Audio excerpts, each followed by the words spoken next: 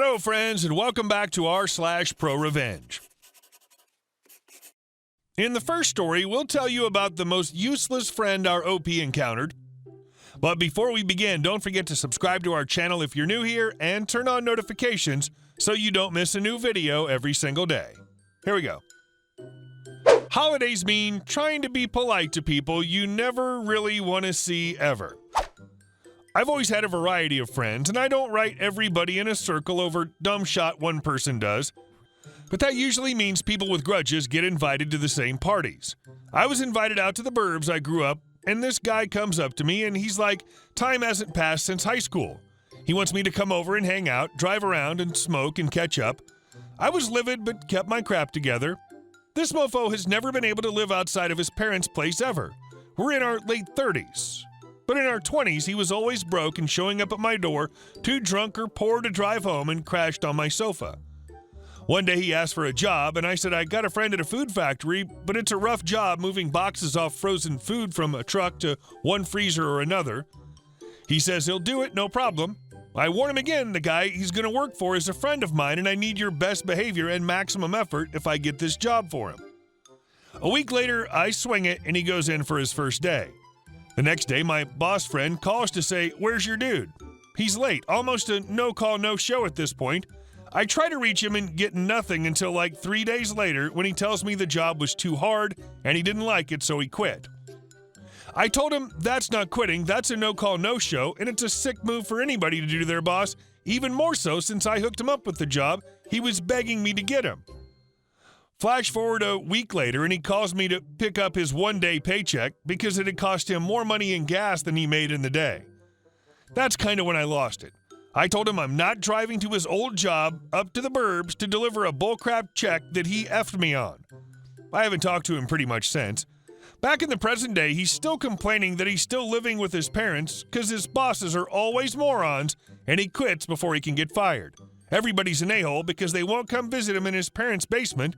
Girls are C-words because they don't want to date a guy with no job, no place, and complains about driving anywhere. Then he looks at me, I swear to God with a straight face, "Hey bro, you working at any restaurants that could hook me up with a job?" So this Thanksgiving, I'm thankful for having a good enough job to live on my own and not let bullcrap people in my life anymore. And our next story. Stop telling me to ring people out when no one knows how to do my job. I worked at Walmart for a few years when I was younger. I eventually became the supervisor over hardware. I was supposed to cross-train people on how to mix paint by adding the correct colors to the base paint, then using the mixer. They never allowed me the time to do this. I was very frustrated by this, since other areas were always cross-training me. Example, cutting keys in automotive, getting fish for customers and pets, etc. Before I became a supervisor, I was trained in the register so I could help up front when it was busy. I took my supervisor role seriously and didn't want something bad to happen on my shift. That being said, I didn't want to leave my area when they called for all cashier-trained employees to report up front, so I ignored the calls every time.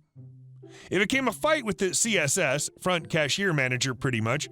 We fought for like 2 weeks of her demanding I went up front when called and me insisting I'm not leaving my department when no one knows how to mix paint. Eventually, she went over my head to the assistant manager. She chewed me out regardless of what I said.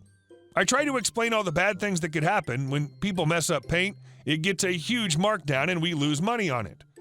I'd saved the department lots of money by changing some things. The biggest was that I changed scheduling so that only one person was working at a time instead of double that. Apparently, she thought that I was just trying to get out of cashier duty, which almost everyone tries. I eventually caved and said, "Okay, but when something bad happens, I'm not responsible and I'm coming straight to you to fix it." Next day, I get the call about an hour before my shift ended. I went up front to ring people out. Of course, the CSS had a smirk on her face, but it wasn't a personal thing to me. I wasn't trying to be a jerk. I start heading back to my area 5 minutes before my shift ended to make sure my department was in order since no one was there for evening shift. I went to the paint desk and see 8 gallons of paint marked for clearance sitting there. I just shook my head in anger. I go around the desk and see someone put a gallon of paint in the mixer and didn't put the lid on correctly. There was paint everywhere. By everywhere, I mean inside and outside the machine. It was at least 4 hours of cleaning time. I said F this and went to the assistant manager. I told her that I went up front to ring people out as told, and someone mixed 8 gallons of paint wrong and the 9th exploded everywhere. For some reason, she asked me why I let that happen, like she thought I could be in 2 places at once. I told her again that I warned about this and I'm not cleaning it up. I told her I'm at my 40 hours anyway. I reminded her that this is not my responsibility since I tried to do the correct thing, but she overrode policy since she won't hire the right number of cashiers. She tried to talk me into staying, but eventually I walked away and went home. I was so angry anyway, no one wanted me there. The next day I came back to a shoddy cleanup and a meeting. I was given time to cross-train people, but on top of that, I was exempt from having to go up front anymore. They wanted an actual hardware employee mixing the paint at all times if possible. It feels so good when you try and explain something to a superior and they ignore you, then what you warned about happens. The look of defeat and anger in their face is glorious. I guess the guy from electronics got fired since he was the one that did that and didn't even tell anyone. Electronics, hardware, and sporting goods in my Walmart were all in the same. It was a T intersection. We typically got pulled into other departments by customers and helped the customer out. We had a strict policy there to walk the customers to the items they needed or find the person that could. I don't know why the guy thought he should mix the paint on his own, to be honest. He never did it before. He probably would have gotten a warning if he'd cleaned it up or gotten the maintenance guy to help, but he just walked away. I guess the video showed the customer wasn't happy from the results either and stormed out without any paint. It's really not that hard to do, but getting a rundown is required. He's actually lucky no one got hurt. Those paint machines move very fast. If the can would have ejected towards the door instead of the back of the machine, it could have busted out the door. And our last story. Revenge on an illegal wall-building neighbor. The next-door neighbor and my dad have this old enmity because of a small invisible line between our house and theirs outside in the street, even though any space past the gate or fence is public property. And the neighbors were complaining that our trash bags were getting onto their grass. To define that line, my dad built a small 2-foot concrete wall, kind of like the Great Wall of China or the Berlin Wall. You get the idea. Fast forward a few years later, and the neighbor starts building a new wall directly next against the dining room wall. The entire side stretches about 60 feet long. Over 9 a.m. breakfast, you can hear guys slapping concrete blocks on the damn thing, and it's pretty terrifying because the wall is years old. The GD house is old too, so it has a fairly nice chance of breaking and falling, not to mention that the original kitchen/dining room wall is only about 6 feet tall. The neighbor's building a effing 7-foot wall. Because my dad oversaw the reconstruction of the house, he's also an engineer by the way, he knows the ups and downs and laws of house construction in our area, but just to be sure he asks my lawyer godmother for some legal help and the rules from the Homeowners Association engineers as well. So you can't build a wall over 6 feet without a permit, and if you start building over 6 feet, either you've got a hefty fine to pay and get a permit, or it gets knocked down, pay a fine, get a permit, and restart construction. Then he knocks on the neighbor's door and asks about the wall. The guy that comes out is the son, and is pretty chill to talk to. Then my dad asks, is there a permit for building that wall? This is because you need a permit to build anything over 6 feet. Son didn't say anything, but he said he'll ask his mom. Mom comes out wondering what the F is going on, and my dad politely asks what's up with the wall. Mom says it's fine and dandy, until my dad asks Mom if they have a permit for the wall. She says they don't need one. Politely, my dad tells Mom that they need to get a permit for it. Of course, he's willing to wait until they get a permit, and that this is just a small warning, and he goes on his merry way.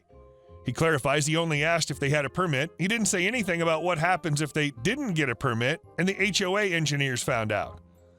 A month passes, and he's back, this time with a recorder. He again asks if they have a permit for the wall, and Mom immediately snaps at him. Obviously, they don't have a permit yet, LOL. She cusses at him, screaming for him to get out or she'll sue him for invading the house and her privacy. Well, what can you do but get out if a bee starts bitching at you? Anyway, my dad reconsults the lawyer and the HOA engineers to make sure that all the information he got is correct. Oh, and the lawyer told him that swearing or cursing someone can be taken against you, hence the recorder, and he goes back to the neighbor's house 2 weeks later with an HOA engineer. The conversation I heard from inside the house.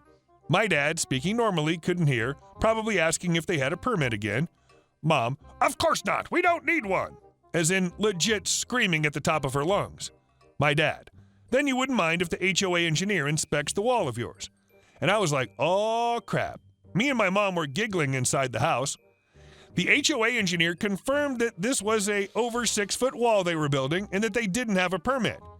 I guess the neighbor thought it was cheaper to knock it down, pay a fine, and have it rebuilt rather than pay the hefty fine. We could hear the wall getting torn down a few weeks later, or OFC, the HOA engineer, said it was the only thing they could do. Oh, the recorder? He didn't even use it anymore. The stupid reconstruction of the wall was enough music for him. Hey guys, thank you all for watching the video. I'll see you in the next one.